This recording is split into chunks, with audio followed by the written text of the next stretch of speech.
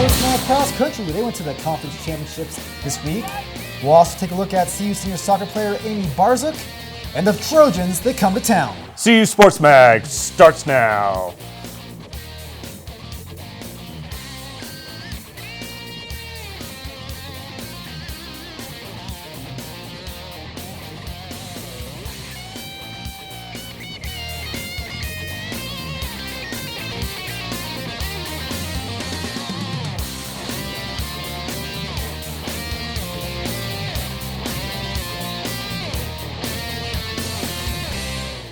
Hello and welcome to this week's edition of CU Sports Mag. I'm Paul Harris. And I'm Ron Knonbauer. Ron, big weekend for CU Sports. That's right, cross country. They went to the Pac-12 championship game. But first, we begin in the desert as the football team was taking on the Arizona State Sun Devils down in Tempe. Let's look at those highlights. It's ASU wearing those great-looking black jerseys. It only took the Sun Devils 2 minutes to find the back of the end zone as Osweiler, he finds Jamal Miles for the touchdown, 7-0 ASU. Now, Nick Hirschman, he started at quarterback for the Buffs, but he was soon switched by, was that Tyler Hansen? Yes, that's right, the thought to be concussed Tyler Hansen was in the game. Already up 14-0 now, ASU, Osweiler, great pass, and Kevin Ozier, great catch as well, ASU up 21-0. Now, there was an all bad place for CU as Hansen makes this nice little pass to Keenan Canty. Later, Hansen to Logan Gray, and oh no, the pitch gone bad as Tony Jones. He can't hang on to the ball. ASU recovers. Here's another good play, though, by Hansen. Good time, scrambling to the right. Great throw, and who's going to catch it? Well, Logan Gray, the transfer from Georgia. Nice catch along the sidelines. But later, Hansen has time, and who is he throwing to? Well, the people with the wrong jerseys. Intercepted by Clint Floyd. He's going to take it back to about the 35-yard line. Buffs, though, get lucky as Osweiler, his pass will get tipped at the line of scrimmage. Bumbo! And it'll be returned by Josh Moten all the way into the end zone, 24-7. Buffs comeback? Maybe not so much as nice pass here by Osweiler to Aaron Flugard, and he's going to take it all the way down to the Colorado 11. Score now 41-14 early in the fourth. Hansen, he has time. And caught by our boy Tony Clemens. Did he get in? Yes, he did. Great pass there by Hansen and a better catch there by Tony Clemens. Clemens just barely got the ball across the goal line. However, it was not be enough as the Buffs would fall to the Sun Devils. Final score 48-14. Right, Tony Clemens had 8 receptions, 97 yards, a TD there. Tyler Hansen with 285 yards and a TD. But Osweiler, 307 yards, 2 TDs, and Robinson with 4 receptions and 89 yards. Clearly a dominant performance from Arizona State. Well, that's why ASU's number 1 in the Pac-12 South, but there were some other teams going on, I guess, in the Pac-12 Conference as well last weekend. Yep, let's take a look at those highlights. We begin in Los Angeles, probably the game of maybe the year so far. Stanford USC, great throw by Andrew Luck in the second overtime. That forced a third overtime between, again, the Trojans and the Cardinal. With the Stanford already having scored, USC needs to score here, and oh no, they fumbled the ball, recovered by Stanford. Final score 56-48. We now go to Eugene, Oregon for Washington State and the Oregon Ducks. This game was actually pretty close. That was into the Ducks. Anthony Thomas takes the kickoff all the way to the house. 93 yards. Ducks, well, they keep on rolling, 43-28. Now, Rick Newhouse's job is safe for at least another week in Westwood as Derek Coleman, he knocks off this 24-yard strike in the fourth quarter as the UCLA Bruins take down the Cal Bears, a little Bear matchup, 31-14. Across the Rockies to Salt Lake City, great pass there by, well, John Hayes to the Devontae Christopher. And the Utes, they take care of business against the the Oregon State Beavers, 27-8. Arizona's disappointing season continued in Seattle as Chris Polk, well, what can you say about the guy? He had 5 touchdowns right here. You look at his third touchdown. Nice little hole up on the left side, and then he does it again, right up the middle. Again, 5 touchdowns by Polk, as this was all Washington, 42-31. And that was your look at the Pac-12 highlights. Let's, again, look at these scores. ASU, 42-14, and the rest, pretty much all the home teams won except for down in Los Angeles in the USC-Stanford game. I mean, it's interesting to see that the South, pretty much Arizona State with SC not being eligible for postseason play. Looks like they're going to take that and it's going to come down to that Stanford-Oregon game. Can't wait for that. That's coming up in just, I guess, pretty shortly. Viewers can experience all three dimensions of the CU-USC game at Folsom Field without facing the chilly temperatures. Earlier in the year, ESPN announced that Friday night's Pac-12 Showdown will be their second college football game ever broadcasted in ESPN 3D. The broadcast will be streamed in standard definition, HD, and 3D with 11 cameras, 8 of which in 3D. ESPN plans to broadcast 26 football games this season, including the national championship game in January. Friday night, Colorado will host Southern Cal under the lights at Folsom Field, making it the third straight game against a ranked opponent. Interestingly enough, the matchup between the Buffs and the Trojans brings us to this week's trivia question. When was the last time CU played 3 straight ranked teams in one season? Stick around for the answer later on in the show. Coming up, we'll check in with both the soccer and volleyball teams. And there's no doubt Colorado Athletics has gotten off to... Coop! Go Coop! Sorry.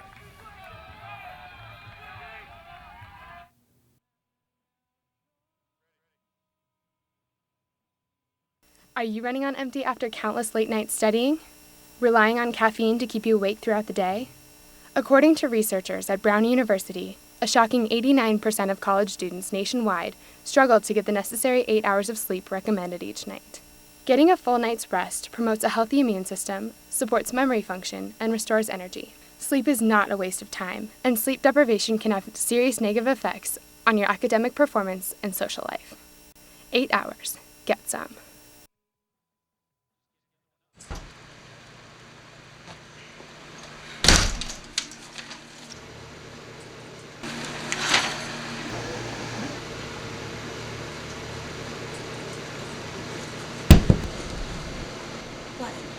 Dude. It wastes energy to leave everything on. It's simple. Just turn it off before you go to sleep. Do your part. Be energy smart.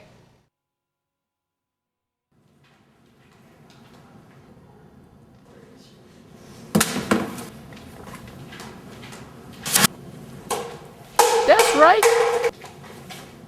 Do I look like a commingled contender to you? All I want is newspaper. Why don't you bring that bottle over here? I won't be spitting it back at you. Alright, boy, why don't you bring that bottle over here to commingle so these boys stop bickering and ruin my night.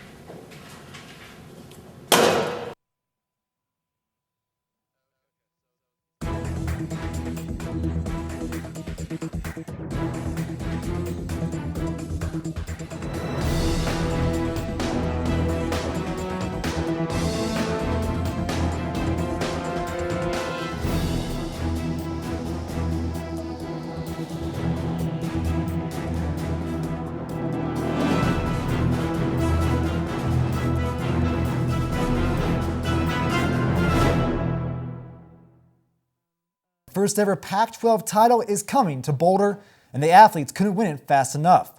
Both the men's and women's cross-country teams swept their way through a tough Pac-12 competition to win the first 2 championships of the conference in cross-country this past weekend. 3 men finished inside the top 10. Richard Medina led the way, but Andy Wacker and Joe Bossard were not far behind. Not to be outdone was the women, who took 3 of the top. He had 3 in the top 10 as well. Shalala Kipp, Emma Coburn, and Laura Darka helped wrap up the sweep for the Buffs. Both cross-country teams came back to Boulder excited that they won, but excited to take the next step to the NCAA national meet. It was so exciting. I thought I was going to be in tears when we found out. Super excited. Yeah, every day it's what conference championship is what we think about we've done, and it gives us the motivation for our potential at nationals, I guess. With racing, it's, you never want to go out there and put a number, but yeah, I mean, we're fit. We're training really hard. We still are. We're still training really well, and everyone's healthy. So, I mean, there's no reason why we shouldn't have a good race. Everyone should be going in there confident. A 1-8 start is not the way John Embry envisioned his first year back in Boulder to go. Although there are some trying circumstances, Embry is building for the future. Andy McDonald tells us that it's not a matter of if it happens, but rather when it will. Would a bye or a break be too much to ask for? The Buffs don't get any sort of relief this Friday night as they take on a super talented Trojan team. USC took Stanford into triple overtime last week, and Matt Barkley, their quarterback, is a projected top 10 NFL draft pick. Different colored uniform than every team we've played the last 5 games. It's been quite a stretch. Through the first 6 games, the Buffs will have faced the top 6 teams in the Pac-12 Conference.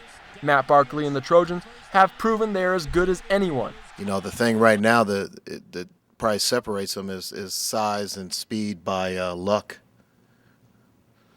But 1A, 1B. Colorado has given up over 30 points in every conference game this year. A defense depleted by injury against numerous stellar offenses doesn't help the Buffs. Teams right now have been having their way with us, and so it's something we're trying to address and talking about. You know, yet at the same time, you know, you're limited with some of the things that you want to do or that you might be able to do to maybe help it. End zone, touchdown. Embry has said numerous times that he's responsible for Colorado's 1-8 record, and he has taken it personally. It hurts me when kids get hurt like that because I look at these guys like they're my own kids, and I treat them like I treat Taylor and Connor and Hannah. This sense of family and change of culture is more than noticeable around the program. Like I said, as you guys are around me, this is who I am, you know. And I've told my kids before that I'm disappointed in them, and they know it doesn't mean I don't love them anymore, that I don't want them to be successful anymore. And there's times they're disappointed in me too. A win isn't in the forecast this weekend. Snow is. The weather could benefit the home team enough for a landmark win. Who knows? Why not, right? Not John Embry. He's looking for some long-term climate change in Boulder. Andy McDonald, CU Sports Mag. Thanks, Andy. Friday evening is supposed to be clear but cool when CU faces off against the USC Trojans. Andrew Tomasini and Luke Rosenmeyer are at Folsom Field previewing Friday night's matchup in this double team segment. Take it away, guys. Greetings and welcome to the double team set from Folsom Field, preparing for Friday night's game versus USC, now ranked 21 in the nation. Alongside Luke Rosenmeyer, I'm Andrew Tomasini, trying to preview this matchup. It's going to be a tough one with a high-powered offense coming into town. But before we talk about USC tonight, let's first talk about last weekend. We went down to Tempe, Arizona, got stomped by ASU. What happened there? Well, really, just out of the gate, it was obvious that the Buffs just were not competitive on that night. It was 21-0 at the end of the first quarter. They scored on their first 3 offensive possessions. We had Hirschman starting because they didn't really want to risk Hansen. He had the concussion against Oregon the week earlier. He was so ineffective. His first pass could have been picked off by 3 different players. They put Hansen in after 2 series, but really he couldn't get anything going either. Only points in the first half came on a backwards pass by Brock Osweiler that Josh Moten scooped up, ran into the end zone, and then didn't score again until late in the game when the outcome was over. Tony Clemens with a nice grab. Absolutely. Tony Clemens made top plays for ESPN, but obviously the Buffs did not get the victory. The secondary struggled yet again, and they're going to have a tough time versus USC with a high-powered offense with Marquise Lee and Robert Woods on the outside. How are we going to be able to contain those guys this evening so tough out in the open field on the outside for USC? Tough's a great word to describe it, especially with the injuries that have been going on in the secondary lately. Anthony Perkins is still not back. He's a senior leader in that secondary, and there's just a lot of inexperience there. They're going to have to play tough. Hopefully it'll get a little chilly down here. It's not looking like it right now. The snow's all melting, but that's definitely a huge matchup problem for the Colorado secondary. They almost knocked off number 6 Stanford last weekend in a 3 overtime matchup up in Stanford. But obviously coming into town this weekend, it's going to be a completely different story for USC. Same with Colorado, though. Injuries obviously have been an issue, but Paul Richardson and Rodney Stewart are expected to play this evening. What kind of lift will that bring to the Buffaloes? You don't get a lift just from their talent. You also get an emotional lift when your stars return to play and they say, hey, look, guys, we're ready to go. Let's go get it done. Also, you get a lift from their ability to distract the other team. Paul Richardson demands attention. He's got blazing speed. He's got NFL speed. And if you don't cover him, if you don't pick at least 2 guys to bracket him on some of the plays, you're going to get burned. You saw what he did against Cal. And Rodney Stewart is a very experienced runner. He's quick. He's good in the open field. He breaks tackles. And I think the return of those 2 players will definitely solve some of the offensive woes for the Buffs. Well, hopefully those can solve some of the problems on the offensive side of the ball. Interestingly enough, Paul Richardson, Robert Woods, and Marquise Lee, 2 wide receivers for USC, all played high school ball together, so clearly they'll have a feel for one another on either side of the football. But going back to Paul Richardson, he's been such an explosive player all season long. He's got a knee problem. Is he going to be able to play very well in a cold weather game? Obviously, it's going to get cold here in Boulder. Is that going to affect his play first game coming back versus a very talented USC secondary? You know, it's tough to say. We haven't been in that locker room. We haven't been in that training room. We don't know if he's really 100% or not. But I think whether he is or not, the attention that he'll get, at least in the first half, at least until USC finds out how dangerous he is, that'll definitely benefit the rest of the Buffs offense in the first half at least. Well, Colorado comes into this game still looking for its first Pac-12 victory, and the defense is going to have to step up. 38 points on average on the season has been scored on this CU defense, over 430 yards as well. Here from Folsom Field, Luke Rosenmeyer and Andrew Tomasini, back to the desk. Thanks, guys. Don't go anywhere because we're headed back to the gridiron as we take a look at the pride and tradition that is USC football. And we'll touch base with a budding soccer star after the break.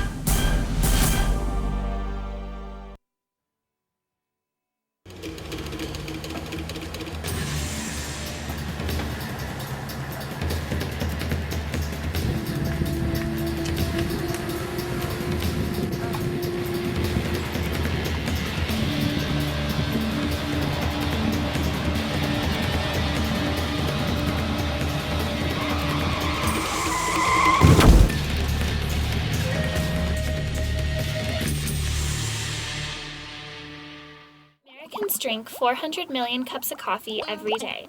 They don't realize with every caffeine-filled cup, they're drinking their way to many harmful side effects. Caffeine interferes with the body's hormones, leading to... And don't forget jitteriness, upset stomachs, and disrupted sleep. With caffeine, going to the bathroom is the least of your problems. Honey, the credit fairy doesn't exist. What? It's make-believe. Nobody left anything under your pillow. If there's no credit fairy, then we'll make our credit score go up. We will, by doing things like paying our bills on time. There's no magic to improving your credit, but there's help, and it's free. Go to creditfairy.org. What?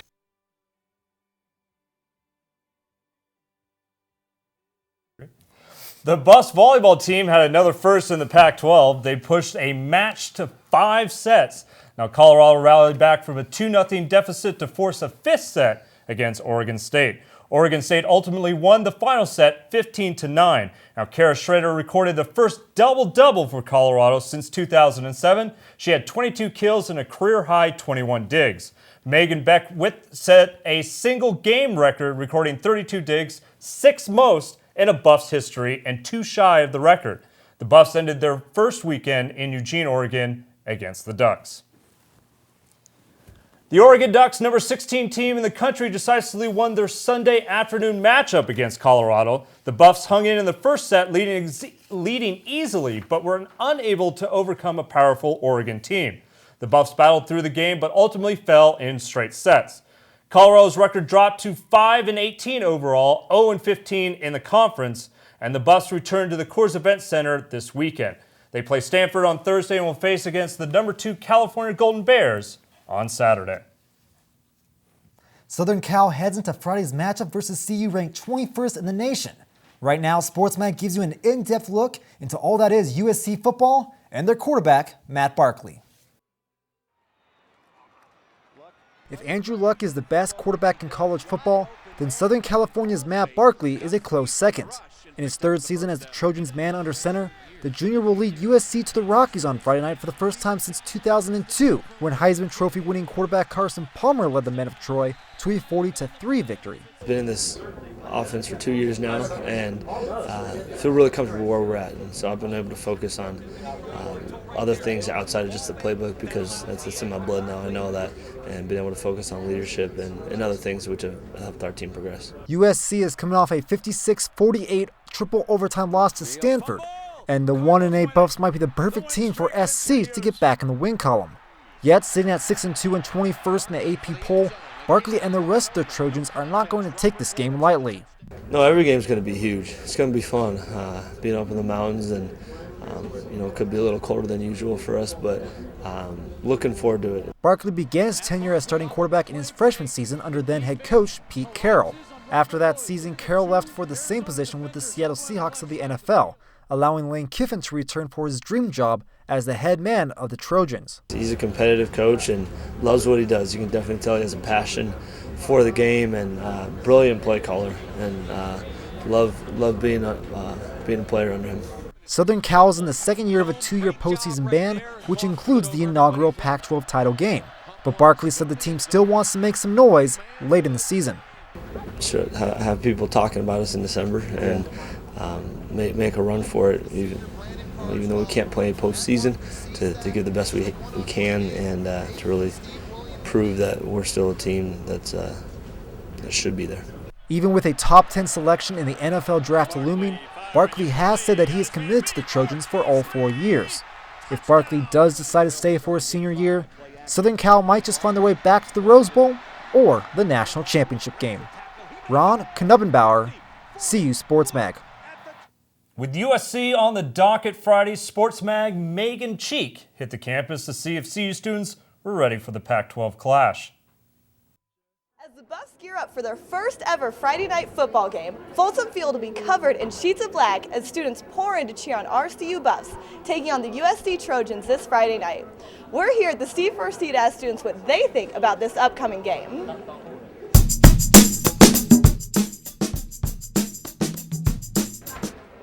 Blackout. I think it's a blackout. This game. Black. USC. Playing USC. USC. A California thing. Oh, California. California. The Lumberjacks. The Trojan. The Trojan? Sea lion. I don't know. A cat. Are they Trojans? The Trojans. They're not used to the cold. Is that a trick question? I think so. I do think so. No. Not really. I think we might, because they're going to be from California, so it's going to be nice and hot there. So when they get here, they might be too cold to play. Oh, we're going to get killed. Last final score was really bad. Yeah, I predict the same thing. I don't think so. I think we're going to do a little better. Hopefully the snow will give our CU Buffs an advantage this Friday night against the sunny USC Trojans. Megan Cheek, CU Sports Mag. We're not done just quite yet. We'll reveal the answer to that trivia question after the short break. And Alexis Perry will be back after the break with weather. Stay tuned. Hey, I'm Jeremy Bloom, former CU student, football player, Olympian, and world champion. But most importantly, I'm a forever Buff, which means I'm part of 240,000 students and alums created by the CU Boulder Alumni Association. The University of Colorado will always be something I'm very proud to be a part of. The years that I spent going to school and playing football provided me with some of the best memories of my life. So come join me in creating lifelong CU relationships and explore the Forever Buff program.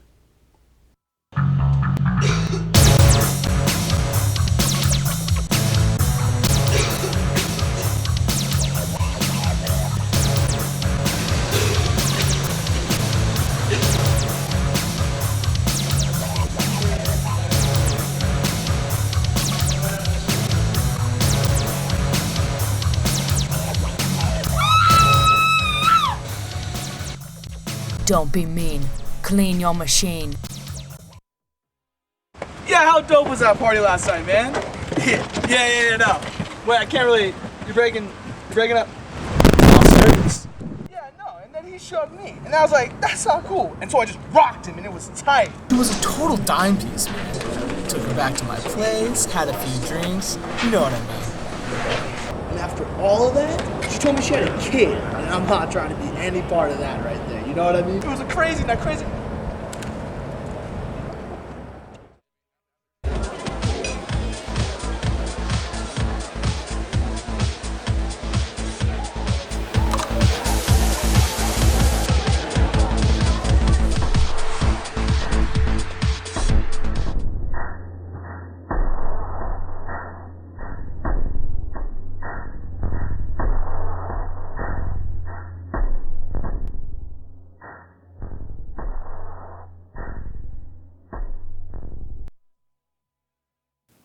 Nikki Marshall is one of the best soccer players ever to play from Colorado. But there is one athlete not far behind, and she's yet to graduate. Now, Andy McDonald tells us the story of one Buff with big, even national ambitions. I mean, I think my ultimate goal is to get on that national team and be there. Senior Amy Barksick's ambitions are quickly becoming realities. Physically, Amy's one of the most athletic kids that I've ever coached. She's big, she's strong, she's fast, you know, all the things you want from an athlete. Last week, she was invited to the Under-23 Women's National Soccer Team camp, bringing together the 20 best players from across the country. I mean, it was awesome finally being able to play at that level and just to play with those caliber of players. I was so grateful I got the experience. Bearing the red, white, and blue was a special moment in her young career, but the dream to play at the highest level started long ago. There's no question I would not be where I am without my family. Yeah. Barksick grew up playing the sport she loved. Starting when I was little, my mom and dad were driving me around from place to place. The passion and drive grew, ultimately moving her from high school and club teams onto the Division I stage. It's definitely a hard experience and you go through a lot of obstacles, as in I think any other Division I sport. But if it wasn't for them, this experience would not be worth it. I mean, they're what keeps me doing this. So. As hard as she is on herself, as hard as she trains, as hard as she plays, she's just a normal kid off the field. The forward, midfielder, and at times defender will graduate with a future as bright as her smile. I hope that there will be a future for me after college. With the same childlike enthusiasm and goals that got her to this point, it may just be the beginning to Barksick's journey. Andy McDonald, CU Sports Mag. Now, if you come up with the answer to this week's trivia question, in case you forgot, here it is one more time. When was the last time CU football played 3 straight ranked opponents in one season? And the answer is 2006. Don't forget to follow us on Twitter. Oh, we have weather. Oh, I'm sorry. I was jumping the gun there. Yes, we cannot forget about our weather there. Hello, I'm Alexis Perry with this week's Sports Mag weather. Let's go ahead and jump right into the 4-day forecast. Today in Boulder, it was mostly cloudy with a high of 55 degrees, which actually really helped melt off some of that snow from Wednesday's storm. Saturday will look a lot like today, just a little bit cooler and also a 30% chance of rain. Sunday and Monday will be mostly sunny with a few clouds peeking through. It'll be 43 degrees on Sunday and 41 on Monday. If you plan on heading over to Folsom Field to watch your Colorado Buffaloes take on the USC Trojans, kickoff will be at 7 p.m. tonight. It'll be about 47 degrees, so be sure to bundle up in all your Buff gear, for it will continue to decrease throughout the game. And for all you skiers and snowboarders out there, you'll be excited to hear that Keystone has opened today. So if you plan on hitting the high country this weekend, It'll be snowing on Saturday and sunny on Sunday. Highs 31 for Saturday, 29 on Sunday. I'm Alexis Perry with This Week in Sports Mag Weather. Back to you guys at the desk. Thanks, Alexis, and we'll see you guys next week. Thank you very much for watching. Have fun at the game tonight. Be safe.